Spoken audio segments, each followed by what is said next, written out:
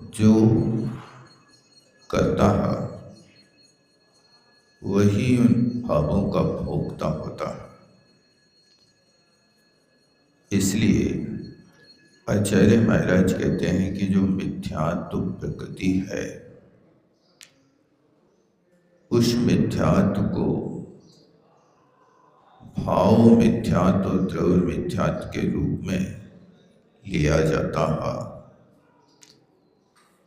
भाव मिथ्यात्व कहें या भाव कर्म कहें, इनका कर्ता जीव ही है। यदि उसको अचेतन प्रकृति का कार्य माना जाए, तस्य अचेतन प्रकृति कार्यत्वे अचेतनत्व अनुषंगा।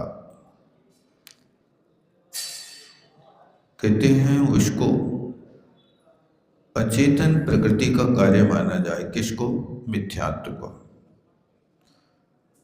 तो ये होगा कि उस भाव कर्म का कर्ता भी अचेतन ही होगा। फिर भाव कर्म का कर्ता चेतन नहीं हो सकता। इस बात का हमेशा ध्यान रखना कि कर्म के आश्रम में और बंध में दो चीजें काम करते हैं। आश्रव जो करता है योग करता है। योग मन वचन काय की प्रवृत्ति है। मन वचन काय जड़ नहीं है, ये आत्मा की मूल परिणति है। कर्माधीन आत्मा योग के माध्यम से ही सांसारिक क्रियाएं, आश्रव बंध की क्रियाएं करता है। उस योग ने कर्म परमाणुओं का आकर्षण किया। उस योग के साथ कसाय कितनी मात्रा में है। यदि कसाय की मात्रा अधिक है तो उस योग ने जो कर्मों का आश्रय किया था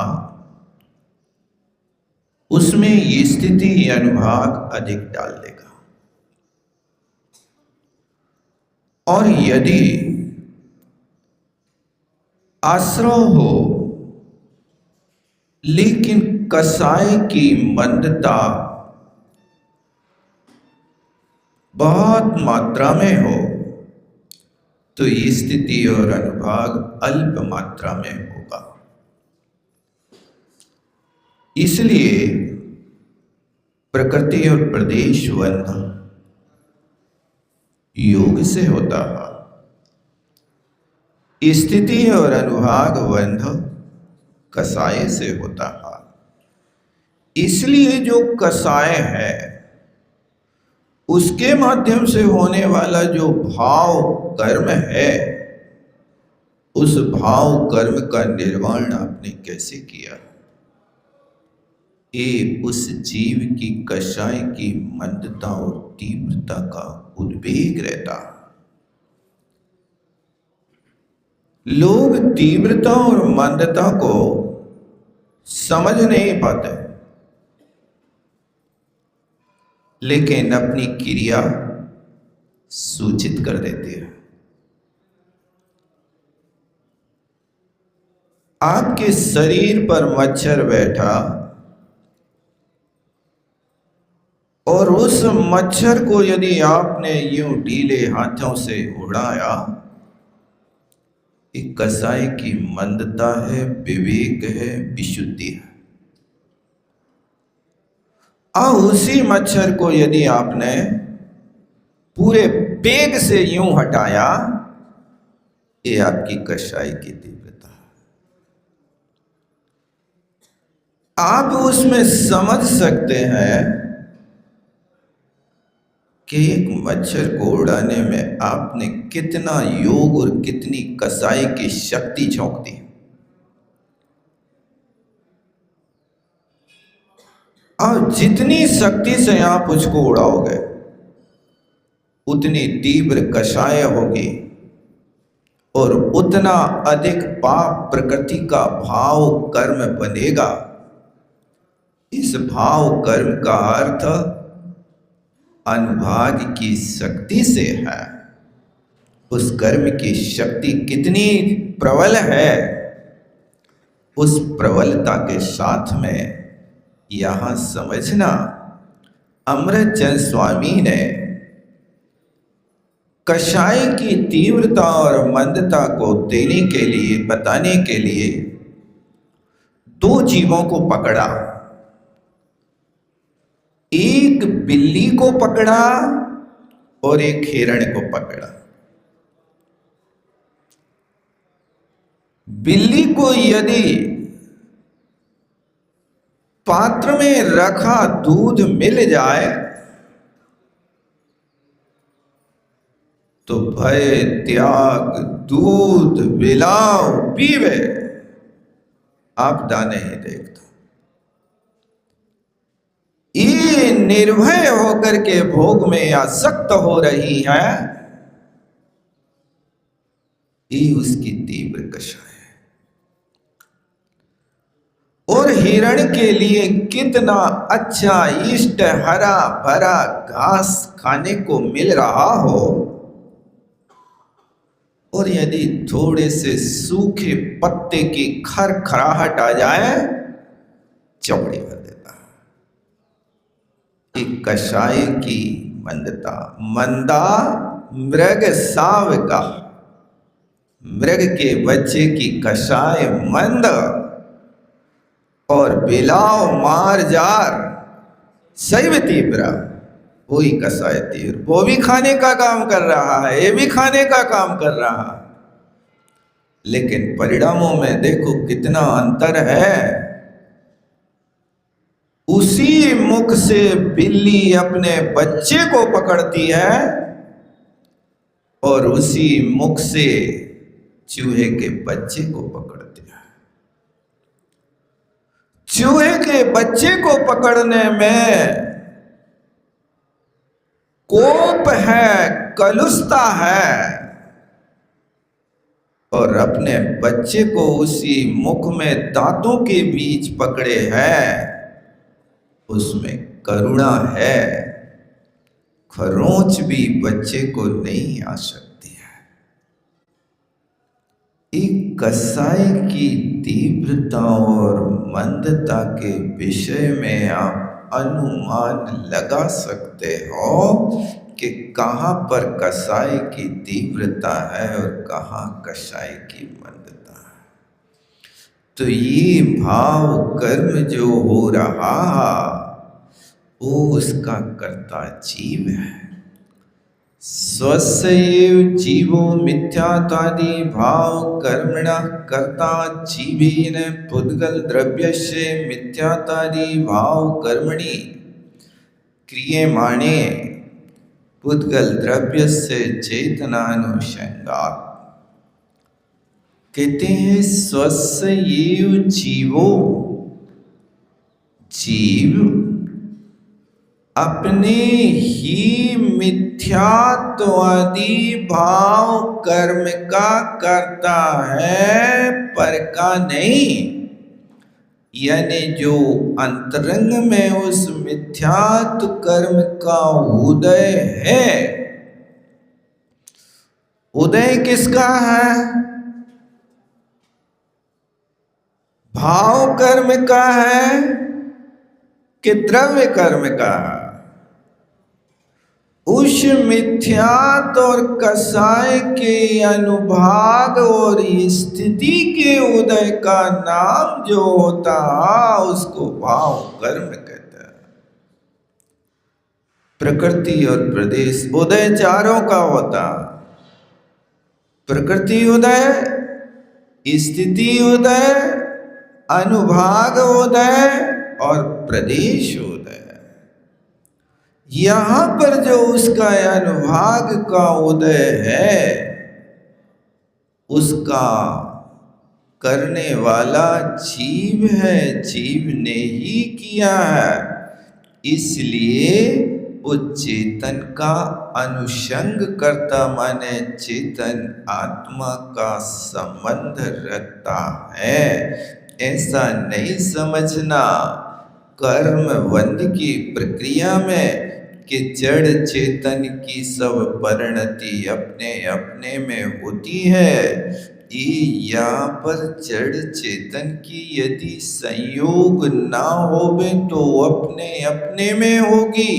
यदि संयोग होता तो अपने को छोड़कर पर में भी होती है। शराब यदि बाटल में रखी रहे तो बाटल में कभी नशा नहीं चढ़ता, और उस बाटल से निकाल करके कोई चेतन आत्मा शराब का सेवन कर ले तो उसको नशा चढ़ता है। ऐसी क्या शक्ति है उस शराब के अंदर कि बोतल में सालों रखी रहे तो भी वह बोतल कभी नहीं नाचती है, और व्यक्ति पी लेवे तो वो नाचने लगता है, मारने लगता है, दुनिया के कर्म करने लगता है, पागलों जैसी चेष्टा करने लगता।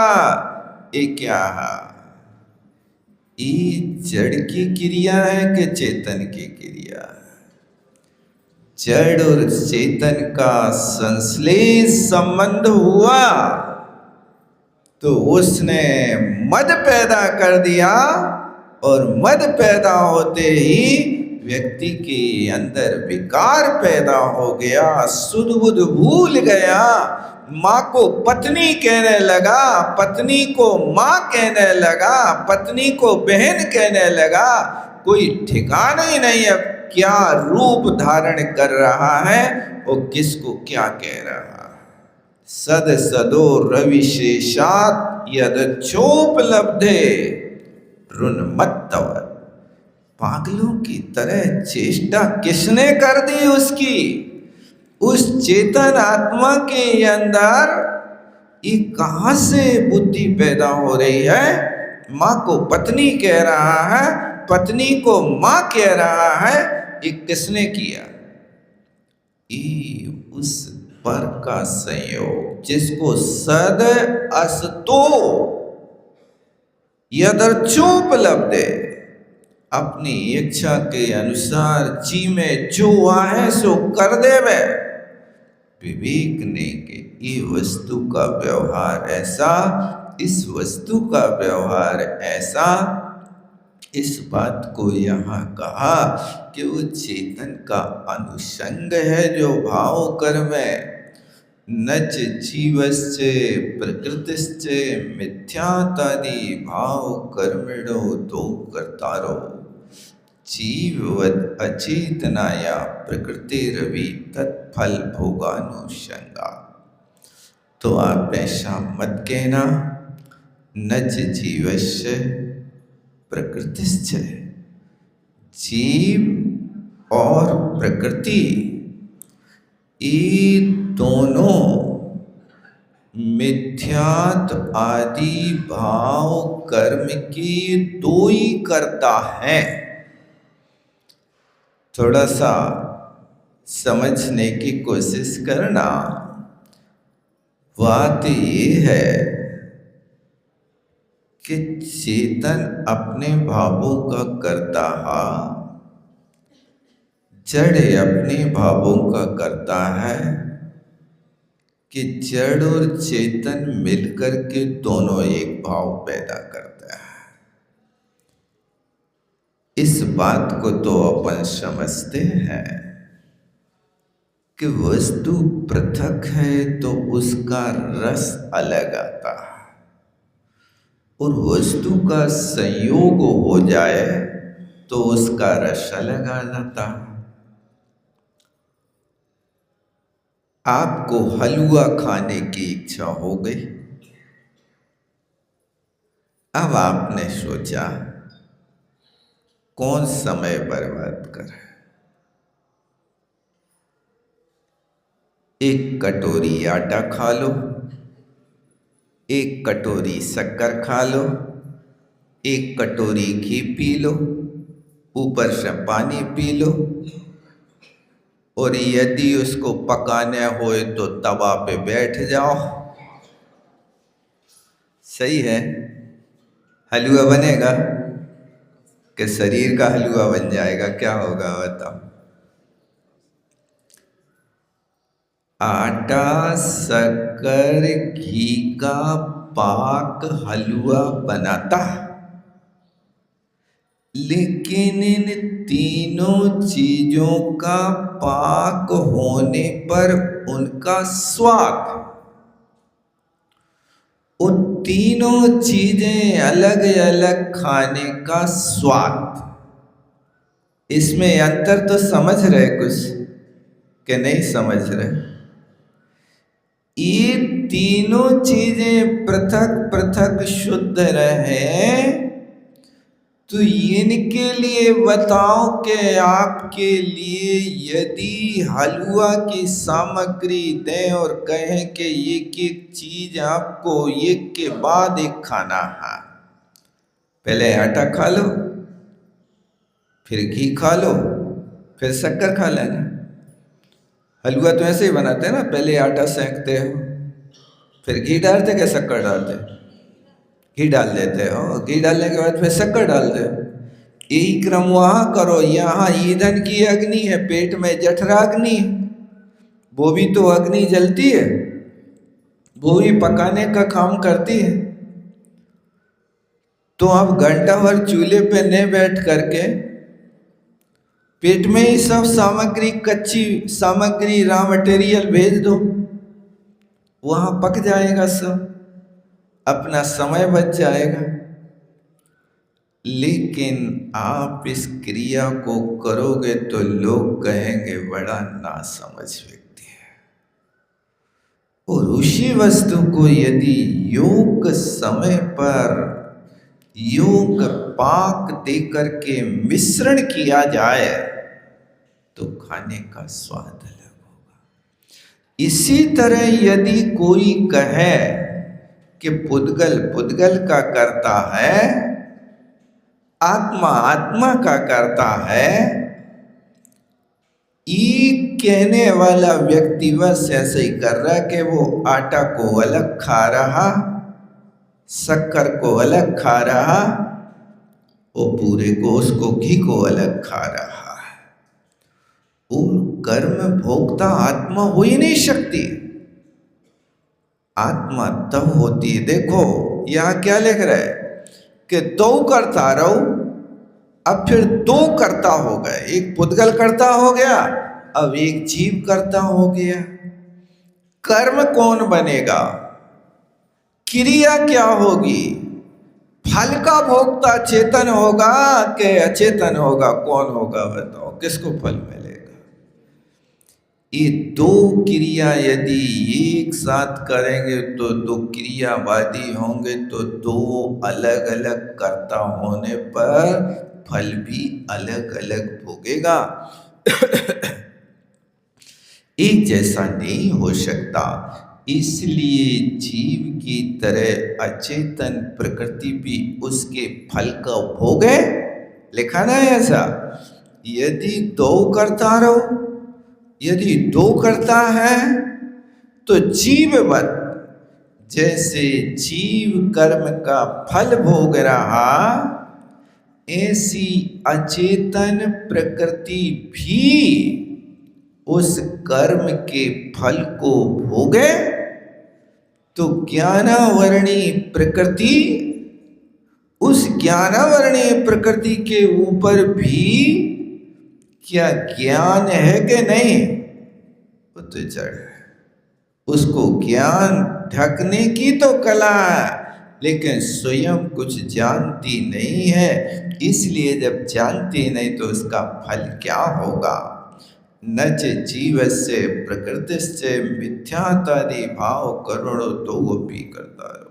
कहते भैया इससे निर्णय रखना कि न जीव और न प्रकृति मिथ्यात्वादि भाव के ये दो कर्ता भी नहीं है, कर्ता एक होगा और वहाँ पर उसका संयोग होगा।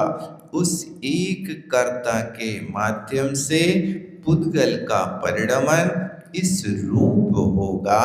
इस बात को यहाँ स्पष्ट किया जा रहा। स्वभावता ये पुद्गल द्रव्यस्य मिथ्यात्वादि भावानुसंगात, इसलिए इस स्वभाव से ही पुद्गल आदि द्रव्य का मिथ्यात्वादि भावों के साथ संबंध होता है। अनुषंग का अर्थ प्रसंग होता है। ततो जीवा कर्ता स्वस्य कर्म कार्यमिति सिद्धम, इसलिए बात सिद्ध हुई कि मिथ्यात्वादि भाव कर्म का कर्ता जीव है और भाव कर्म अपना कार्य है। कोई वहाँ अलग अलग रहे तो ये कर्ता कर्म की व्यवस्था नहीं बनती है। इस विकारी अवस्था में चूंकि दो प्रकार के कारक होते हैं, एक कारक भेद कारक और एक अभेद कारक है। यहाँ पर जिसको अपन स्वचतुष्टय कहते हैं, स्वचतुष्टय और परचतुष्टय, स्वाद्रव्य क्षेत्र काल भाव अपना निजी है और पर द्रव्य क्षेत्र काल भाव भी वो निजी है। लेकिन पर द्रव्य क्षेत्र काल भाव स्वचतुष्टय के लिए निमित्त है। यदि पर द्रव्य पर क्षेत्र योग ना होवे तो आपका कार्य नहीं हो सकता है। इसलिए योग क्षेत्र भी होना चाहिए।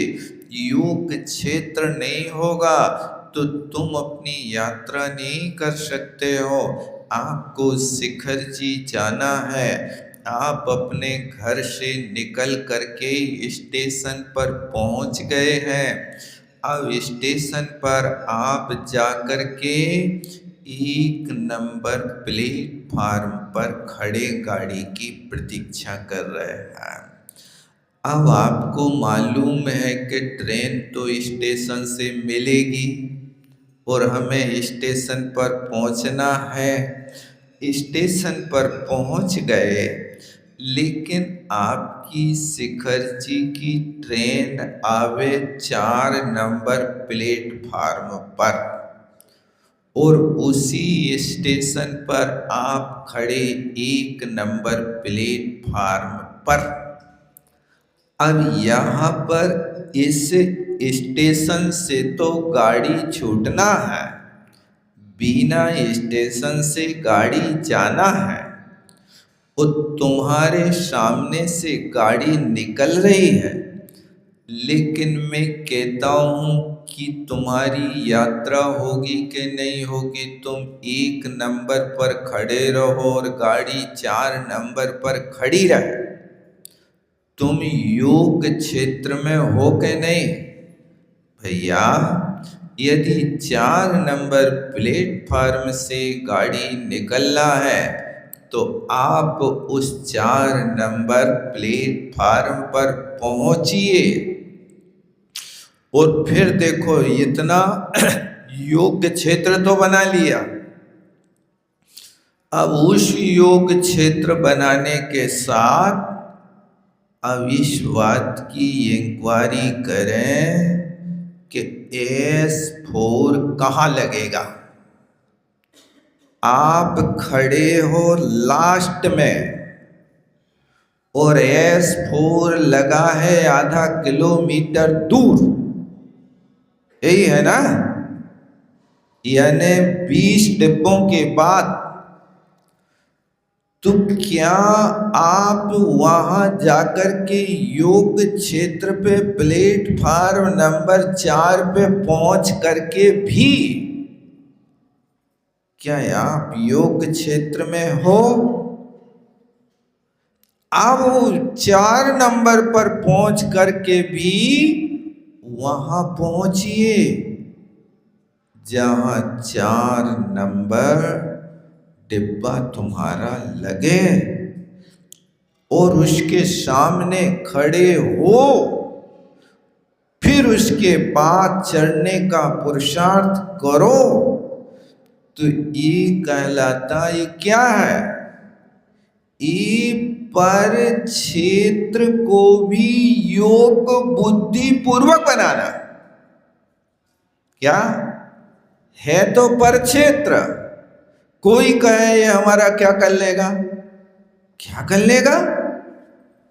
तुम प्लेटफार्म पे खड़े होकर के भी योग क्षेत्र पे नहीं पहुंचोगे तो तुम्हारे सामने से गाड़ी निकल जाएगी, और गाड़ी निकलेगी जो तुम्हारी यात्रा कैंसिल हो जाएगी।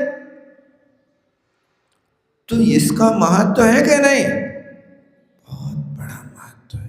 ये योग क्षेत्र है। अब योग काल को पकड़ो, परकाल को। क्या योग परकाल है? आपकी गाड़ी 12 बजे है। अब गाड़ी 12 बजे है तो कोई भी दिन के 12 बजे चले जाओगे क्या? कौन से दिन में आपकी गाड़ी 12 बजे है? रविवार को दिन के 12 बजे। रविवार को तारीख कौन सी है भाई साहब? 6 तारीख। अब 6 तारीख तो है, लेकिन महीना कौन सा है? महीना भी तो देखना पड़ेगा आपको। यदि आप मार्च के स्थान पर अप्रैल समझ बैठो और अप्रैल के स्थान पर मार्च समझ बैठो, योग काल पकड़ रहे हैं कि नहीं पकड़ रहे हैं? यात्रा करना तो योग काल देखो। अप्रैल का महीना हो, 6 तारीख हो, 12 बजे गाड़ी हो। अब 12 बजे दिन के हो क्या रात के हो बताओ? ये भी तो देखना पड़ेगा ना।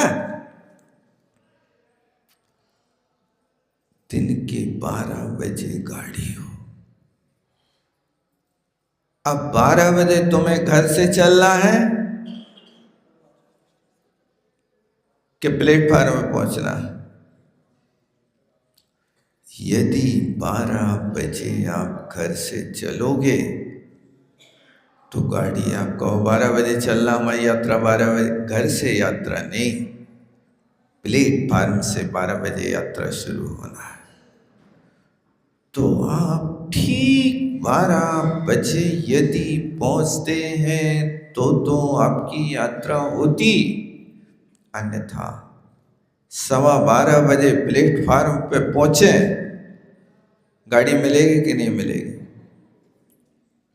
अरे भाई आज की तारीख तो है, तारीख तो है, लेकिन योग काल, वो काल एक समय का होता है, उसको आपको एक एक पकड़ना है, एक एक समय पकड़ के चलना है। इसका नाम पर काल है। इसको भी योग बनाना होगा। आज का काम कल कर लें, कर लें परसों। ये आज का काम कल करना सुकाल है कि परकाल है? इस परकाल के लिए भी योग बनाना। ऐसी इन सारी चीजों के साथ में ये चतुष्टय, स्वचतुष्टय और परचतुष्टय, इन दोनों को योग बनाओ और कल्याण के मार्ग पर पढ़ो तो अनंत चतुष्टय मिलेगा, अनंत चतुष्टय के धनी पढ़ते तो रहो जिंदगी भर, लेकिन स्वयं नहीं बन सकते अनंत चतुष्टय के धनी। स्वयं बनना है, इस क्रिया को करना होगा। इस प्रकार यहाँ कथन किया। अब आगे कलशा के माध्यम से आचार्य महाराज इस बात को और स्पष्ट करते हैं। 203 नंबर का कलश है।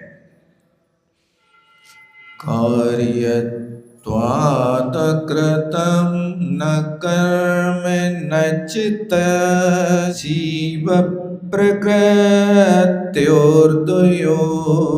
प्रज्ञाया प्रकृते सुकार्य फलभो भावानुषंगात् कृति नैकस्या प्रकृतेरचित् लसना भोस्य कर्ता ततो जीवस्यैव च कर्म तच्चिदनुगमो ज्ञाता न यद्भुद्गला।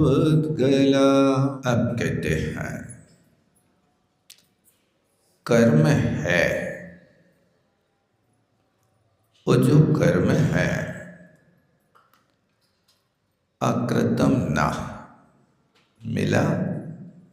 देखना थोड़ा सा एक एक अक्षर निकाल करके। ये जो कलश है ना, अंगूर का गुच्छा लेके आ गए हो,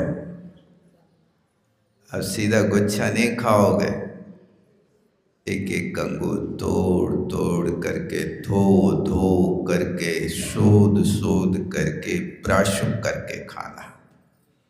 ऐसे ही होता है ना। अब इस कलशा को आपने एक अंगूर का गुच्छा बना लिया। अब इसमें से एक एक शब्द को तोड़ना, फिर कीर्ति कर्ता क्रिया कर्म से जोड़ना, फिर उसके अर्थ को मोड़ना, और फिर उसके बाद में उसके अर्थ को ग्रहण करना, ये सब चीजें यहाँ लगाना। तो क्या कहते हैं? कर्म। कर्म जब भी होता है अकृतम ना, कर्म बिना किया हुआ नहीं होता। देखो अमृतचंद स्वामी कह रहे हैं और आप कह रहे हो जड़ की क्रिया जड़ में, चेतन की क्रिया चेतन में। वो तुम्हारा जड़ और चेतन कैसा हो रहा है? समय सार के पाठियों, यहाँ समय सार में क्या लिखा है? पढ़ो अच्छे से कान खोल कर। कहाँ लिख रहा है आचार्य महाराज ऐसा? ये लिख रहे कि जो कर्म है वो अकृत ना, बिना किया हुआ नहीं होता। क्यों नहीं होता? हेतु दिया, कार्यत्वात्। क्योंकि जो कार्य होता है वो बिना क्रिया के नहीं होता। कार्य की सिद्धि हुई है तो वहाँ कार्य की सिद्धि में करण क्रिया कर्ता इस सब मिलकर के ही कोई कार्य होता, अन्यथा नहीं होता। इसलिए ये बहुत अच्छा देखो, पंचमी विभक्ति है ना, कार्यत्वात्। ये पंचमी विभक्ति हेतु है। किसका हेतु है? कर्म अकृत ना, कर्म बिना किया नहीं होता है। तो क्या जड़ क्रिया भी कर्म बना सकती है क्या? नहीं, जड़ से कभी कर्म नहीं होता। चेतन का और उन पुद्गल वर्गणाओं का देखो भी कर्म बनने वाली पुद्गल वर्गणाएं भिन्न होती हैं, एक जैसी नहीं होती कि हर किसी पुद्गल, हर किसी मिट्टी को तुम कर्म बना दो। पुद्गल तो है नहीं, उसकी शर्त है आत्मा के प्रदेशों पर, एक एक प्रदेश पर अनंत अनंत वर्गणा, सूक्ष्म वर्गणा एक क्षेत्रावगाही हो, और आत्मा के प्रदेशों पर विश्व सोपचय बन के बैठी हो, और विश्व सोपचय बनने के बाद भी वो योग क्षेत्र में हो कि जहाँ आत्मा के हलन चलन का निमित्त मिले, और वो पुद्गल विश्व सोपचय कर्म रूप परिणमन कर जाए। हर कोई नहीं बनता। देखो, गेहूं का आटा तो एक है, लेकिन उसी आटे से आपको जलेबी बनाना है, तो क्या करोगे? उस आटे को जलेबी की भावना देकर के पतली छन्नी से छानोगे, जिस छन्नी को छान करके उस आटा को आटा नहीं फिर मैदा कहो। मैदे कहते हैं ना, जलेबी मैदा से बनते हैं ना, मैदा यानी आटा तो वही है। इस आटे को तुमने नाम क्यों बदल दिया? मैदा से बाटी बना सकते कि नहीं बना सकते? अरे ऐसा क्यों? मैदा से बाटी नहीं बना सकते। अब जिस आटे को छान करके तुमने जलेबी बनाई, उसी आटे से तो बन सकती ना बाटी। मोटा आटा जो छान छान के तुमने अलग कर दिया है, अब हम बाटी के योग को, उसी आटा को छान करके ऐसा आटा निकालेंगे जो आटा बाटी के योग बन जाएगा। तो ये पुद्गल होते हुए भी हर पुद्गल की प्रक्रिया भिन्न है। तुम्हें क्या बनाना है? रोटी बनाने का आटा, और उसी रोटी के बनाने में एक अलग आटा। कौन सा आटा? परथन का आटा। परथन के आटा की क्या जरूरत पड़ गई? क्या गेहूं के आटा से काम नहीं चल सकता था? नहीं, वो बारीक आटा चावलों का पीस करके उस रोटी पे चिपकाएंगे, जिसके कारण रोटी का प्रथुभाव हो जाए, फेल ना हो जाए। यदि वो आटा नहीं लगेगा तो रोटी पसरेगी नहीं, फैलेगी नहीं, वहीं चिपक जाएगी। उसका नाम आटा तो है, लेकिन उस आटा को परथन कहते हैं। परथन का अर्थ प्रथु करना है। किसको? आटे को नहीं, रोटी को प्रथु करना है। इसलिए वो आटे का नाम परथन हो गया। ये रोटी परथन से बना रहे हो कि गेहूं के आटे से बना रहे हैं? कैसे बना रहे हो? परथन तो सिर्फ पसार रहा है, परथन रोटी नहीं बना रहा। तुम्हारे पटा बिल्ला में वो रोटी वाला स्कंद चिपक ना जाए, इसलिए उसकी जरूरत पड़ी, और उसको आपने अलग से तरीका देखा कि ये गेहूं का नहीं, चावल का आटा बनाओ। अब वो आटा बर्तन वाला बनाते तो बासमती का चावल बनाते हो कि गुरमटिया बनाते हो? कौन सा बनाते हो? बताओ। खाने का चावल तो अलग होता, लेकिन बर्तन वाली तो टूटी फूटी कनकी मन की जो भी होवे गुरमटिया की लेके आओ और बना दो आटा। ये हर वस्तु की प्रक्रिया भिन्न है, इसलिए जो कर्म है वो अकृत नहीं है, अपने आप नहीं है। कोई समझे कि कर्म अपोर से है, अपोर से नहीं है, पौर से है। आत्मा ने बनाया, आत्मा ने भाव किया है, इसलिए कार्य है। तच्च जीव प्रकृतियो द्वयो कहते नच और वो जो कर्म है जीव और प्रकृति इन दोनों ने भी नहीं बनाया। अज्ञाया प्रकृति, प्रकृति जो जड़ है, प्रकृति क्या बनाएगी? स्वकार्य फल को भोगने वाले जो भाव कर्म है वो उसका करता है। यदि भाव कर्म का अंतरंग में उदय है तो उस कर्म का बंध वो ही करता है। मिथ्यात्व प्रकृति का बंध मिथ्यात्व ही करता है। छठे सातवें गुण स्थान में कसाय का उदय है, लेकिन उस संजुलन कसाय के पास इतनी योग्यता नहीं है कि वो मिथ्यात्व का बंध कर ले।